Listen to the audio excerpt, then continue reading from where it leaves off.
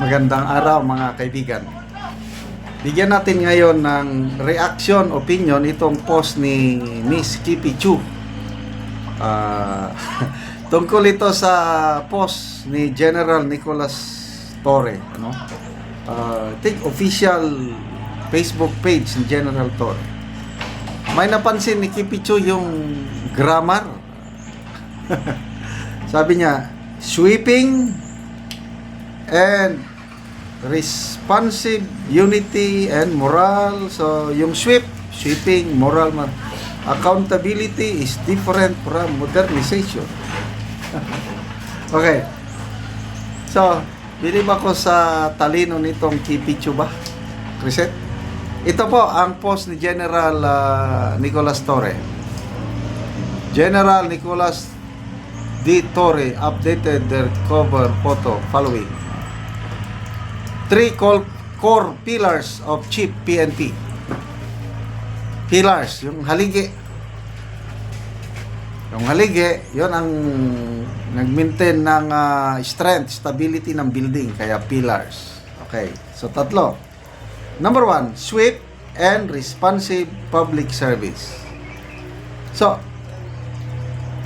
ito yung napansin ni ang swift na spelling is S-W-E-F. P. Swift na parang magwalis ba? So, ano bang tama dito? Diba sweeping and responsive public service? Ito yung 3-minute rule na sinasabi. Or pwede ring swift. S-W-I-F-T. So, ako po, it can either be swift nga with FT or sweeping. Yun ang mas tama. Kaysa itong sweep lang na magwalis and responsive public service. Bakit ganito? And then, number 2, unity and moral within the ranks. So, yung unity, okay, kalang yung moral, M-O-R-A-L. Diba dapat may E? Moral, yung welfare, yung high moral sa kami sa AP. Kumusta ang moral ng moral, yung LE, yung high spirit ba or discourage, low moral. Itong moral na ito parang morality. Kaya parang malayo. Unity and moral parang dapat may E.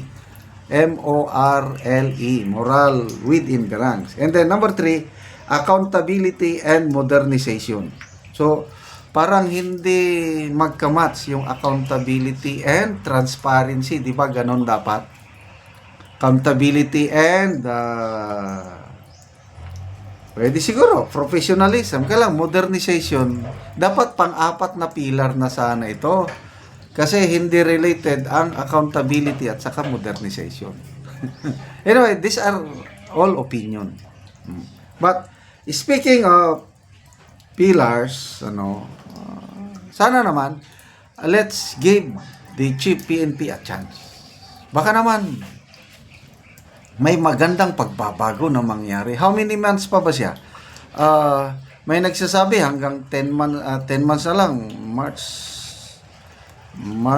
2026. Yung nababasa kong comments, may nagsasabi rin hanggang 2027.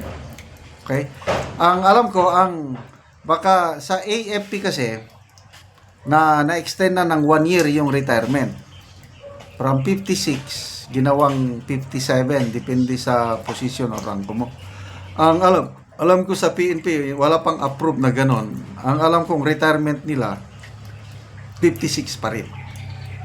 Kaya, pagkakalam ko is, hanggang next year na lang siya, March ba yun? 2026. But I'm not sure. So, sana nga magkaroon ng pagbabago, lalo na itong swift and responsive public service. May nabasa pa kong post na subukan nyo kami. Yung 3-minute rule, panahon pa ni General Marvel, na naririnig ko na ito na kung magtawag daw kayo ng police assistance, dapat in 3 minutes nandyan na. So, ito yung ibig sabihin ni General Torre na swift with FT, swift and responsive. Subukan daw, mga media daw, na post lang nabasa ko. Challenge niya ang media, subukan nyo. At ano. So, which is very good. Ang alam ko sa US ganun eh. Napakabilis. Nagbakasyon kami sa US last year. Ang bilis talaga ng response ng police doon. So, kaya ba dito sa Pilipinas yung 3-minute rule? Sana nga. Kung matupad yan, maraming matutuwang mga Pilipino kung matutupad. But it remains to be seen. Paano ang traffic? Sa Metro Manila, grabe ang traffic. Paano ka makakarating within 3 minutes? Baka dadaan na naman sa Skyway. O paano sa probinsya na yung lugar, liblib na lugar na nangangailangan ng police assistance, ang layo. Paano makakarating ng within 3 minutes? Kaya ano lang siguro ito, parang maganda lang pakinggan yung 3-minute rule. Kaya lang, I'm sorry opinion ko lang ito.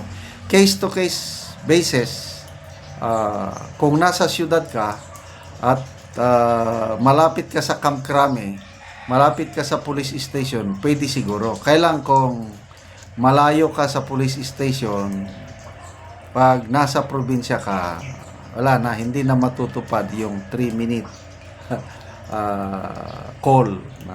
Ano ba ito? Unity and moral. Yes. Sana hindi na discourage. So, sana hindi sana maging professional ang ating kapulisan. Suportahan na lang natin ang desisyon ng presidente na nag-appoint sa Chief PNP. Yun na yun. Support. Ito naman, accountability and modernization. So, yung kanyang metrics na padamihan daw ng aresto. At a glance, parang maganda yun dahil magiging mas masipag ang mga pulis sa pag-aresto sa mga kriminal. Paano kung masubrahan? Paano kung pati, kasi kahit walang warrant, aarestuhin na lang. Sana naman hindi mangyaring ganon. Okay. Kaya salamat mga kaibigan sa inyong pagsubaybay sa ating channel. Nakakatulong kayo ng malaki sa tribong Talandig ng Bukidnon. Ang sweldo po natin sa channel na ito is pantulong natin sa tribo.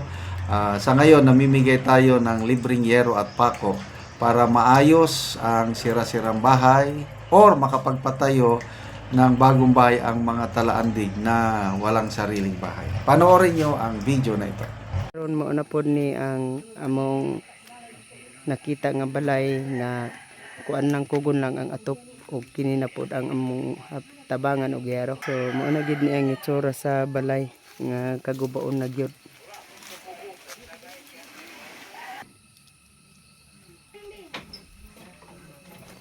Ni ang ilang atop nga kugon lang in town.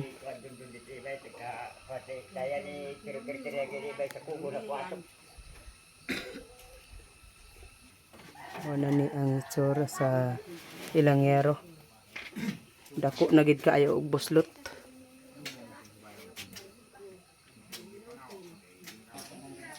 So karon ate manguha na ka og kahoy kay matagaan na ka ate og lansang pako plinsin og sin para nga makabalay ka og bag-o. Manguha na gyud mi. Oo. Kahoy. So pila na din ni katuig ti imong balay? 15 na katuig. 15 na katuig. So pila mo gapuyo din ani? 7. 7 mo nga gapuyo. So dagan-dagan mo kay 7 mo ka buok. So unsa man ti ang imong ikaistorya nga matagaan na ka og sin lansang pako plinsin? Nagpasalamat gyud kog dako sa Ginoo ug sa inyo sad og labaw na sa gatan-aw sa video. Salamat gyud kaayo. Oo. So matagaan na gyud ka, mag-prepare na gyud mo ba? Oo, kay matagaan na mo gyero. Salamat kaayo.